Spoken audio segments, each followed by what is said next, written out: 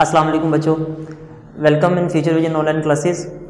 तो आप लोगों का बच्चों केमिस्ट्री की क्लास में वेलकम है। आज हमारा लेक्चर नंबर 3 है, केमिस्ट्री की क्लास लेक्चर नंबर 3। इसमें आप बच्चों हम एक्सरसाइज सॉल्व करेंगे। उम्मीद है कि अभी तक आप थ्योरेटिकली जो है चैप्टर नंबर 5 जो है उसको मुकम्मल तौर पे सीख चुके होंगे और आपने अपने जो लास्ट 2 ऑनलाइन लेक्चर्स हैं, इवेपोरेशन और वेपर प्रेशर, वो भी सुन ली हैं। उनमें आप बच्चों के जो मसाइल हैं तो वो आप ज़रूर जो है व्हाट्सएप के ऊपर अपना वॉइस मैसेज रिकॉर्ड करें या वैसे टेक्स्ट की फॉर्म में सेंड करें, तो इंशाल्लाह आपको उसका जवाब देंगे। अच्छा बच्चों, काम की बात की तरफ आते हैं। आज का लेक्चर इसलिए भी इम्पोर्टेंट है क्योंकि आज से पहले कभी भी केमिस्ट्री के चैप्टर के अंदर न्यूमेरिकल्स नहीं आए। केमिस्ट्री के पेपर में रूल नहीं है कि आपको न्यूमेरिकल्स दिए जाएं, लेकिन इस साल हुकूमत ने जो स्मार्ट सिलेबस किया है, आप लोगों को जैसा कि पता है कोरोना की वजह से जो स्मार्ट सिलेबस किया गया, अब उसमें बच्चों इस मरतबा उन्होंने ये न्यूमेरिकल्स हैं चैप्टर नंबर 5 का, न्यूमेरिकल नंबर 2, 3, 4, 5, 7, 8 और 9 ये दिए हैं। 10 साल से हम केमिस्ट्री पढ़ा रहे बच्चों को, कभी भी न्यूमेरिकल नहीं आया, लेकिन इस साल चूंकि ये आप लोगों के स्मार्ट सिलेबस का पार्ट है तो हम बच्चों ये आज ये आपके साथ के साथ न्यूमेरिकल्स हैं, हम इसको सॉल्व करेंगे। फॉर्मूलाज इनके अंदर 2 ही इस्तेमाल होंगे, वो भी हम डिस्कस करते हैं। और दूसरा आज बच्चों हमने जो पढ़ना है वो हमारे एक्सरसाइज के एमसीक्यूज हैं। आपने जो लास्ट टाइम मुझसे टॉपिक पढ़ा था उस टॉपिक का नाम था वेपर प्रेशर। उससे आगे और भी टॉपिक्स हैं लेकिन वो हमारे स्मार्ट सिलेबस का पार्ट नहीं है, उनको हमने नहीं पढ़ना। आज हम जो है वो एमसीक्यूज डिस्कस करेंगे। एमसीक्यूज नंबर 7, 8, 9, 10 और 11। एमसीक्यूज डिस्कस करने से पहले सारे बच्चे अपनी अपनी टेक्स्ट बुक्स ओपन कर लें और उसके एमसीक्यूज नंबर 7 पे आ जाए। मैं भी अपने पास जो है मोबाइल के अंदर टेक्स्ट बुक ओपन कर रहा हूं, मैं एमसीक्यूज पढ़ता हूं और साथ हम उसका जो राइट ऑप्शन है उसके ऊपर टिक लगाते हैं। जो आप लोगों का एमसीक्यूज नंबर 7 है उसमें लिखता है विच मॉलिक्यूल्स इवेपोरेट, कौन से मॉलिक्यूल्स हैं जो सरफेस ऑफ लिक्विड को लीव करके चले जाते हैं। ऑप्शन ए में लिखता है कम एनर्जी वाले, गलत, कभी भी कम एनर्जी वाले मॉलिक्यूल इवेपोरेट नहीं करते। बी ऑप्शन लिखता है इंटरमीडिएट, दरमियानी एनर्जी वाले, वो भी कभी भी एवरेज वाले मूव नहीं करते। जो मॉलिक्यूल लिक्विड की सरफेस को लीव करके जाते हैं उनकी एनर्जी हाई होती है, बहुत ज्यादा। तो जो फर्स्ट वाला है 7 वाला जो आपका एमसीक्यूज है, इसका जवाब है सी, हाई एनर्जी, ज्यादा एनर्जी वाले। एमसीक्यूज नंबर 7 में लिखता है कौन से मॉलिक्यूल लीव करके जाते हैं सरफेस को, हाई एनर्जी वाले। ऑप्शन नंबर सी वाले पे टिक लगा लें।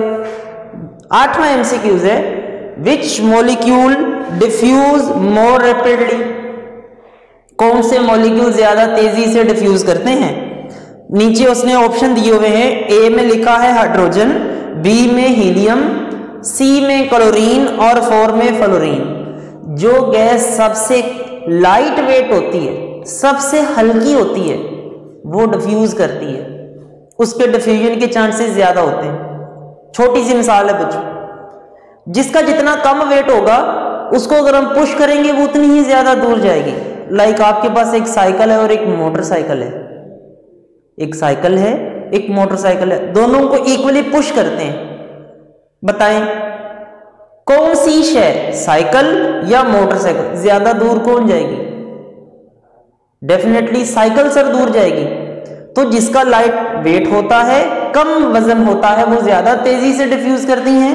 हमारे पास जो 4 ऑप्शन दिए हुए उनमें है हाइड्रोजन सबसे कम, ए ऑप्शन है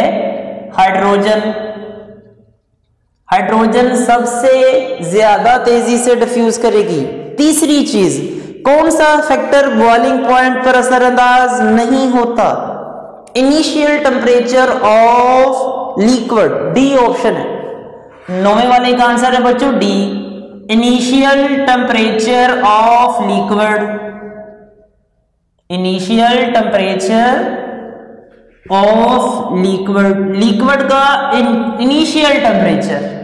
जी 10th वाला है गैसेस की डेंसिटी कब बढ़ती है? जब प्रेशर बढ़ता है। जब आप गैसेस को कंप्रेस करते हैं, उसके मॉलिक्यूल एक दूसरे के करीब आ जाते हैं, उनकी डेंसिटी बढ़ जाती है। प्रेशर इंक्रीज, बी ऑप्शन है 10th वाले का, बी। प्रेशर इंक्रीज, जब प्रेशर बढ़ता है, जब प्रेशर बढ़ता है तो मॉलिक्यूल्स करीब आते, डेंसिटी बढ़ जाती। एंड लास्ट वाला ऑप्शन है, आखिरी वाला हमारा एमसीक्यूज है, माया का वेपर प्रेशर कब बढ़ता है? लेक्चर नंबर 2 में बच्चों हमने पढ़ा था वेपर प्रेशर टेम्परेचर के बढ़ने से बढ़ता है। तो हमारे ऑप्शंस हैं option number B, by increasing temperature, by increasing temperature, temperature के बढ़ने से वेपर प्रेशर बढ़ता है। ये बच्चों हमारे आज के एमसीक्यूज हैं, हमारे आज के एमसीक्यूज के ये ऑप्शंस हैं। एमसीक्यूज नंबर 7, 8, 9, 10, 11 ये हमारे स्मार्ट सिलेबस का पार्ट है। सी, ए, डी, बी, बी ये बच्चों ऑप्शंस हैं, इनको आप लोगों ने टिक करना। दूसरी बात की तरफ आते हैं बच्चों, न्यूमेरिकल्स। न्यूमेरिकल्स की तरफ आते हैं। सबसे जो पहला न्यूमेरिकल है वो है न्यूमेरिकल नंबर 2। न्यूमेरिकल नंबर 2 जो है उसमें लिखता है टेम्परेचर को कन्वर्ट करें। न्यूमेरिकल नंबर 2 जो है इसके अंदर हम जो फॉर्मूलाज यूज करेंगे, हम जो बेसिक फॉर्मूलाज इन सारे न्यूमेरिकल्स में यूज करेंगे वो यहां पर मैं सामने कोट करने लगा हूं। पहला फॉर्मूला जो यूज होगा कि अगर आप टेम्परेचर फाइंड करना चाहते हैं केल्विन में तो हमेशा आपको सेंटीग्रेड दिया होगा। हमारे पास टेम्परेचर के 2 यूनिट्स हैं, सेंटीग्रेड और केल्विन। अगर आप केल्विन फाइंड करना चाहते हैं तो सेंटीग्रेड गिवन होगा, आप सेंटीग्रेड में 273 ऐड कर दें, आप केल्विन फाइंड कर लेंगे। अगर आप चाहते हैं कि आप सेंटीग्रेड फाइंड करें, अगर आप सेंटीग्रेड फाइंड करें तो आपको टेम्परेचर केल्विन दिया होगा, केल्विन में से 273 माइनस कर दें। एक सिंपल सी बात है कि अगर सेंटीग्रेड स्केल फाइंड करना हो तो केल्विन में 273 माइनस कर देते हैं, और अगर केल्विन फाइंड करना हो तो सेंटीग्रेड में 273 ऐड कर देते हैं। मैं यहां पर न्यूमेरिकल नंबर 2 सॉल्व करने लगा हूं, न्यूमेरिकल नंबर 2 सॉल्व करने लगा हूं। न्यूमेरिकल नंबर 2 में क्या लिखता है?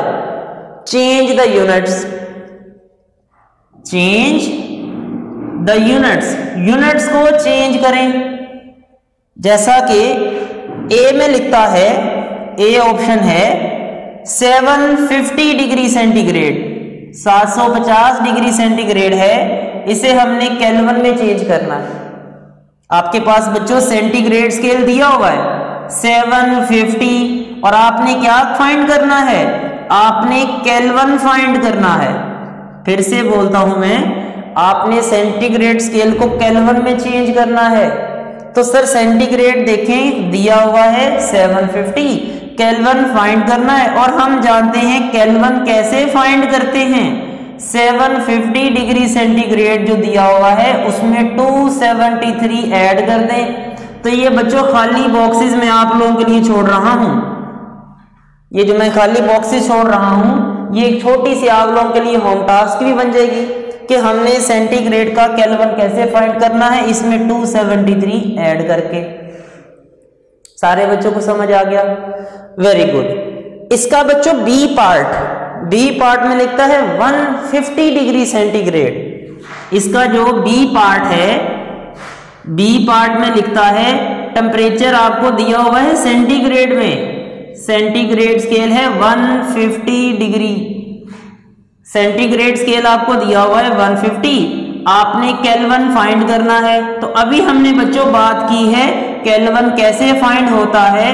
केल्विन फाइंड करने के लिए सेंटीग्रेड में 273 ऐड कर देते हैं। सेम यही वाला क्वेश्चन, आपको सेंटीग्रेड दिया हुआ है और सेंटीग्रेड से आपने केल्विन फाइंड करना है। केल्विन फाइंड करने का तरीका क्या है? सेंटीग्रेड में 273 का वर्ड ऐड कर देते हैं। तो आप इसको यूं लिख सकते हैं 150 प्लस 273, आपने 150 में 273 ऐड कर देना है, तो ये आप लोगों का आंसर आ जाएगा। ये मैं बॉक्स आप लोगों के लिए कैलकुलेशन के लिए छोड़ रहा हूं, बी पार्ट। इसी तरह बच्चों सी पार्ट क्या है?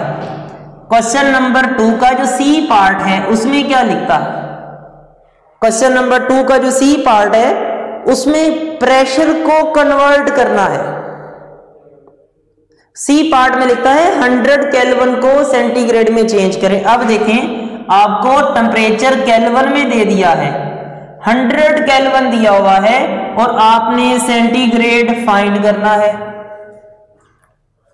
केल्विन दिया हुआ है, सेंटीग्रेड फाइंड करना है। और हम जानते हैं सेंटीग्रेड फाइंड करना हो तो केल्विन में से 273 माइनस कर देंगे। हम यूं लिख सकते हैं, हम यूं भी तो लिख सकते हैं, centigrade is equal to Kelvin minus 273। तो हम यूं लिख देंगे, केल्विन तो 100 है, माइनस 273, तो ये बच्चों इसका आंसर आ जाएगा। इस बात से घबराना नहीं है कि सर माइनस में जवाब आ रहा है कि प्लस में आ रहा है। नो इशू, चाहे प्लस में जवाब आए चाहे माइनस में आए, बस आपने अपने मेथड को फॉलो करना है। केल्विन दिया हुआ है, सेंटीग्रेड फाइंड करना है, तो फॉर्मूले के मुताबिक केल्विन में से 273 माइनस कर दें। इसका जो बच्चों डी वाला और आखिरी वाला पॉइंट है उसको भी मैं बोर्ड पे सॉल्व करने लगा हूं। डी पार्ट, डी पार्ट में लिखता है 172 केल्विन का सेंटीग्रेड बनाएं।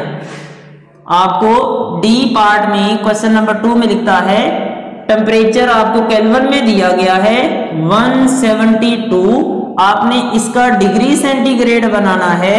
172 का डिग्री सेंटीग्रेड कैसे बनेगा आपको पता है। अगर हमने सेंटीग्रेड फाइंड करना है तो केल्विन में से जी 273 को माइनस कर देंगे। वेरी गुड, शाबाश। केल्विन में से 273 माइनस कर देंगे, तो मैं यहां पर केल्विन में लिखता हूं 172 माइनस 273।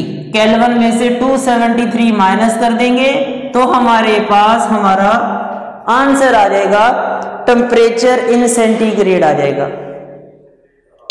सारे बच्चों को उम्मीद है ये वाला सवाल नंबर 2 क्वेश्चन नंबर 2 समझ आ गया होगा। क्वेश्चन नंबर 2 जो है बेसिकली हमने चेंज द यूनिट्स, इसमें यूनिट्स को चेंज किया है और ये 2 फॉर्मूलाज का इस्तेमाल किया है। सेंटीग्रेड से केल्विन बनाना हो तो 273 ऐड कर देंगे, केल्विन से सेंटीग्रेड बनाना हो तो 273 माइनस कर देंगे। ये छोटा सा कॉन्सेप्ट है बच्चों और हमारा न्यूमेरिकल नंबर 2 खत्म हो जाता है।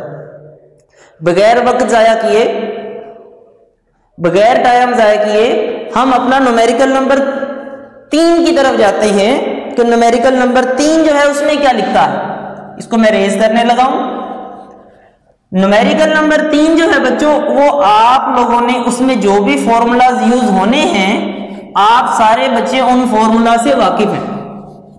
आप लोगों ने इस चैप्टर में चार्लीज लॉ पढ़ा है, बॉयल लॉ पढ़ा है, तो बिल्कुल वही वाले फॉर्मूलाज अब यहां पे यूज होंगे। चैप्टर नंबर 5 के अंदर आप लोगों ने कुछ फॉर्मूलाज पढ़े थे, उनमें एक फॉर्मूला था बॉयल लॉ, P1V1 बराबर है P2V2, और चार्लीज लॉ हमने पढ़ा था V1 ओवर T1 इक्वल होती है V2 ओवर T2। ये बच्चों ये हमारे पास 2 फॉर्मूलाज हैं, एक बॉयल लॉ है, बॉयल का कानून है, और दूसरा हमारे पास चार्लीज लॉ है, चार्लीज का कानून है। हमने ये 2 रूल्स पढ़े थे, इन्हीं के मुताबिक अगले सारे के सारे एग्जाम्पल सॉल्व हो जाएंगे। बस आप लोगों ने अपनी बच्चों तवज्जो बनाए रखनी है, आप लोगों ने अपनी तवज्जो बरकरार रखनी है। मैं यहां पर न्यूमेरिकल सॉल्व करने लगा हूं, न्यूमेरिकल नंबर 3। न्यूमेरिकल नंबर 3 में लिखता है कि गैस है और गैस का प्रेशर है 912 millimetre mercury. Example number 3 solve करने लगा हूं मैं। वी हैव अ गैस, हमारे पास एक गैस है और उस गैस का जो प्रेशर दिया हुआ है P, that is 912 mmHg 912 millimetre mercury, और उस गैस का जो वॉल्यूम दिया हुआ है that is V1, it is 450 centimetre cube. मैं रिपीट करता हूं, एग्जाम्पल नंबर 3, न्यूमेरिकल नंबर 3 में लिखता है कि वी हैव अ गैस, हमारे पास एक गैस है और उसका प्रेशर 912 mmHg मिलीमीटर मरकरी है, और उस गैस का जो वॉल्यूम है दैट इज 450 सेंटीमीटर मरकरी है।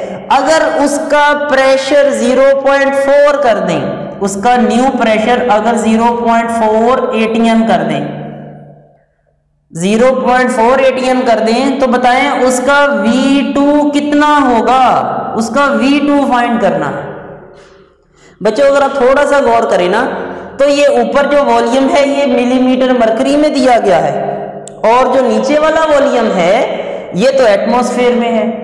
एटमॉस्फेयर को जब हम मिलीमीटर मरकरी में चेंज करते हैं तो इन्हें हमें 760 से मल्टीप्लाई करना पड़ेगा, 760 से मल्टीप्लाई करना पड़ेगा।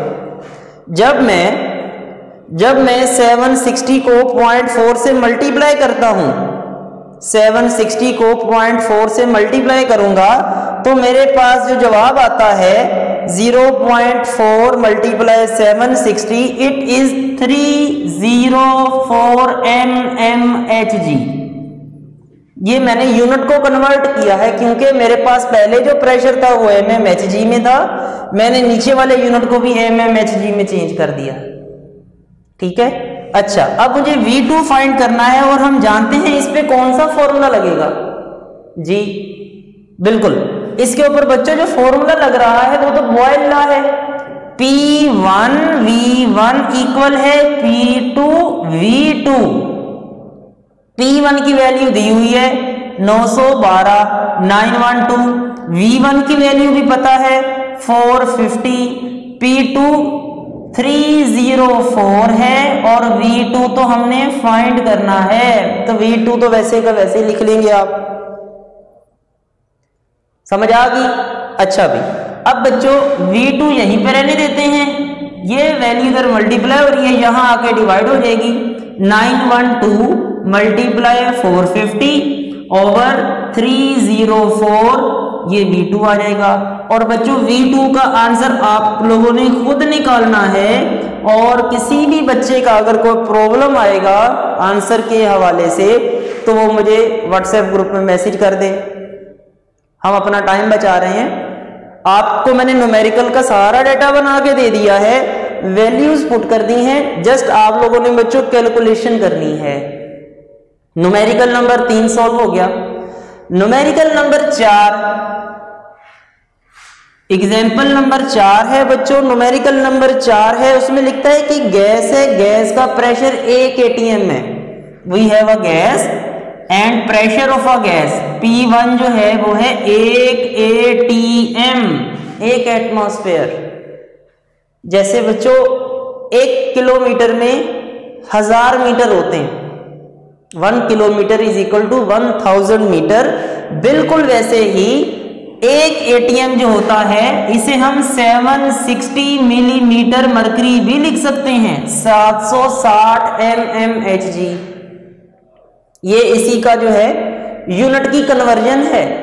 1 atm का मतलब 760 टॉर भी है। आप अपना आंसर चाहे atm में कैलकुलेट कर ले, चाहे आप 760 मिलीमीटर मरकरी में कैलकुलेट कर ले, जवाब की वैल्यू चेंज होगी लेकिन जवाब गलत नहीं होगा। बहरहाल क्वेश्चन की तरफ आते हैं। एग्जाम्पल नंबर 4, एक गैस का प्रेशर है 1 atm और उसका जो वॉल्यूम है दैट इज 800 सेंटीमीटर क्यूब। उसका प्रेशर 760 है और उसका जो वॉल्यूम है वो 800 है। जब उस गैस को हमने एक्सपेंड करने का मौका दिया, वही allow the gas to expand, हमने उसको फैलाया और उसका जो V2 है that is 1200 centimetre cube, 1200 centimetre cube हो गया। फाइंड द प्रेशर, उसका आपने न्यू प्रेशर फाइंड करना है। और बच्चों उसने कंडीशन भी लगा दी है कि नया प्रेशर mmHg में होना चाहिए। तो ये तो अच्छा किया ना हमने, पहले ही एटमॉस्फेयर को mmHg में चेंज कर दिया। हमने एटीएम का पहले ही mmHg बना दिया। जो नया प्रेशर होगा वो देखो मैंने फाइंड करना है mmHg में। तो बच्चों मैं यहां पर क्या करता हूं, फिर से कौन सा फॉर्मूला लगाता हूं जी, कौन सा फॉर्मूला लगेगा, could you guess? Very good. हाँ बच्चों, इसके अंदर क्या चार्लीज लॉ लगेगा? नहीं, इसके अंदर बॉयल लॉ लगेगा। बॉयल लॉ क्या कहता है, फॉर्मूला क्या कहता है? फॉर्मूला कहता है V1P1 इक्वल होती है V2P2। इसमें भी वैल्यूज पुट कर देते हैं, इसमें वैल्यूज पुट करते हैं।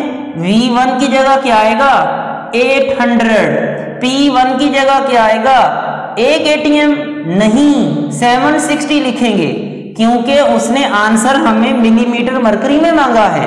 उसने हमसे आंसर मिलीमीटर मरकरी में मांगा है, तो मैं शुरू में मिलीमीटर मरकरी पुट कर देता हूं।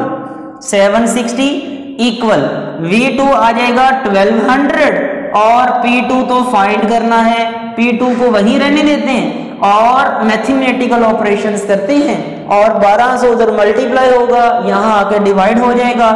800 multiply 760 over 1200 equal to P2 और P2 का आंसर आप सारे बच्चों ने खुद निकालना। क्लियर? शाबाश। ये बच्चों हमारी एग्जाम्पल नंबर 4 होगी। एग्जाम्पल नंबर 4 जो है उसके अंदर उसने हमें खुद से प्रेशर और वॉल्यूम दिया हुआ है, इनिशियल कंडीशन दी हुई है और सेकंड कंडीशन में खुद बता दिया है कि अगर उस गैस का प्रेशर 1200 कर दें तो बताएं P2 कितना होगा, न्यू प्रेशर कितना होगा। तो ये न्यू प्रेशर आपका आ जाएगा, ठीक है। और आपका जो न्यू प्रेशर आएगा ये ऑलरेडी mmHg में होगा। ये जो आपका नया आंसर आएगा ये ऑलरेडी mmHg में ही होगा। इसका आंसर आप लोगों ने निकाल लेना है। उसके बाद बच्चों एग्जाम्पल नंबर 5, एग्जाम्पल नंबर 5 है। एग्जाम्पल नंबर 5 में लिखता है एक गैस है और उस गैस का वॉल्यूम आपको दिया गया है। We have a gas and volume of a gas is 87.5 centimetre cube. Example number 5, we have a gas and volume of a gas is 87.5 centimetre cube. V1 आपको दिया हुआ है 87.5 सेंटीमीटर क्यूब। V1 आपको दिया हुआ है 87.5 सेंटीमीटर क्यूब और उसका वॉल्यूम इंक्रीज करना है हमने। उसका जो नया वॉल्यूम है it should be 118 centimetre cube. मैं रिपीट करता हूं बच्चों, मैं रिपीट करता हूं, हमारे पास एक गैस है और उस गैस का जो वॉल्यूम था वो 87.5 सेंटीमीटर क्यूब था and we want to expand the volume. हम चाहते हैं उसका वॉल्यूम बढ़ जाए और बढ़ के कितना हो जाए 118 सेंटीमीटर क्यूब हो जाए। इनिशियल वॉल्यूम 87.5 है और फाइनल जो है वो 118 है। प्रेशर चेंज नहीं करना, प्रेशर इज कांस्टेंट। उसने लिखा हुआ है whereas pressure is constant, pressure change नहीं करना। इट्स इनिशियल टेम्परेचर, उसका जो पहला टेम्परेचर है यानी कि उसका जो T1 है दैट इज 23 डिग्री सेंटीग्रेड। उस गैस का जो T1 है that is 23 degree centigrade. Find the T2। T2 find करें। बच्चों जब हम चार्लीज लॉ पढ़ रहे थे तो हमने उसमें डिस्कस किया था कि किसी भी गैस का टेम्परेचर बढ़ेगा तो वॉल्यूम भी बढ़ेगा। गर्म करने से चीजें फैलती हैं ना। किसी चीज का वॉल्यूम कम होगा अगर हम उसका टेम्परेचर कम कर दें तो टेम्परेचर के बढ़ने से वॉल्यूम बढ़ता है, टेम्परेचर के कम होने से वॉल्यूम कम होता। तो आप यहां देख सकते हैं कि मुझे गैस का वॉल्यूम बढ़ाना है तो टेम्परेचर भी ज्यादा चाहिए, यानी कि हमारा आंसर जो है वो इससे ज्यादा वैल्यू में आएगा। सबसे पहले आपको तो ये पता होना चाहिए चार्लीज लॉ जब कभी सॉल्व करते हैं तो चार्लीज लॉ के अंदर कभी भी टेम्परेचर सेंटीग्रेड में नहीं लिखते, टेम्परेचर को हमेशा केल्विन में लिखते हैं। और अभी हमने पीछे पढ़ा था सेंटीग्रेड का केल्विन कैसे बनाते हैं, 273 ऐड करके, बच्चों जब इसमें मैं 273 ऐड कर दूंगा तो ये बन जाएगा 3 and 3 6 हो जाएगा, 7 और 2 9 हो जाएगा, और ये हो जाएगा 296 केल्विन। ये बन जाएगा 296 केल्विन। मुझे इसका T2 फाइंड करना है। मुझे पहले तो ये बताएं कि सर फॉर्मूला कौन सा लगेगा। फॉर्मूला लगेगा V1 ओवर T1 इक्वल है V2 ओवर T2। ये फॉर्मूला लगेगा बच्चों। V1 ओवर T1 बराबर है V2 ओवर T2। अब इसमें हम जब वैल्यूज पुट करते हैं, V1 की जगह आ जाएगा 87.5, T1 जो है उसकी वैल्यू 23 डिग्री सेंटीग्रेड थी, तो केल्विन में चेंज किया तो 296 आ जाएगी, इक्वल V2 की वैल्यू है हमारे पास 118, और T2 हमने फाइंड करना है, वो T2 एज इट आ जाएगा। आई रिपीट, V1 की जगह 87.5 आ गया, T1 की जगह 296 आ गया, और V2 की जगह 118 आ गया, और हमने V2 की जगह 118 और T2 हमने फाइंड करना है। अब हम मैथ के रूल के मुताबिक जब इनको क्रॉस मल्टीप्लाई करेंगे, अगर हमारे पास रेशियोज हों तो हम उनको सॉल्व कर सकते हैं ना। प्रोपोर्शंस रेशियोज को सॉल्व करने के लिए हम इन्हें क्रॉस मल्टीप्लाई करके यूं लिख सकते हैं। ये हमारे पास इसकी शक्ल कुछ यूं बन जाएगी, 87.5 multiply T2 equal to 118 multiply 296। T2 चूंकि हमने फाइंड करना है, T2 यहीं पर रहने देते हैं, 118 मल्टीप्लाई 296 ओवर 87.5। तो ये बच्चों हमारे पास T2 आ जाएगा, और T2 की value as you know that मैंने खाली जगह छोड़ दी है, और आप लोगों ने इसको खुद कैलकुलेट करके यहां पे लिखना है। अच्छा, ये आंसर मुझे ये सोच के बताएं कि सेंटीग्रेड में आएगा या केल्विन में आएगा। सर, जिस शक्ल में, जिस यूनिट के अंदर आपने टेम्परेचर पुट किया है उसी यूनिट में आंसर आएगा, तो आपका जो ये यूनिट आएगा it will be in kelvin, ये केल्विन में आएगा। ठीक है, आज का टॉपिक बच्चों खत्म होता है। आज हमने न्यूमेरिकल नंबर 2, 3, 4 और 5 किए हैं, और हमारे नेक्स्ट में 3 न्यूमेरिकल रह गए हैं, न्यूमेरिकल नंबर 7, 8 और 9। वो इंशाल्लाह नेक्स्ट लेक्चर के अंदर हम जो है बाकी 3 न्यूमेरिकल सॉल्व कर लेंगे। लेकिन उससे पहले ये आप सारे बच्चों ने इन सारी की सारे न्यूमेरिकल्स को अपने घर के अंदर सॉल्व करना है। ये जो मैंने आखिर में बॉक्सेस छोड़े हैं, ये आप लोगों के लिए छोड़े हैं, आप लोगों की प्रैक्टिस के लिए छोड़े हैं। वैल्यूज पुट कर दी गई हैं, जस्ट आपने कैलकुलेट करके इनके अंदर अपना अपना आंसर लिखना है, और बाकी बात जो है न्यूमेरिकल्स की इंशाल्लाह इसके नेक्स्ट लेक्चर में करेंगे। उम्मीद है कि आप सारे बच्चों को समझ आ गया होगा। नेक्स्ट के लिए अल्लाह हाफिज।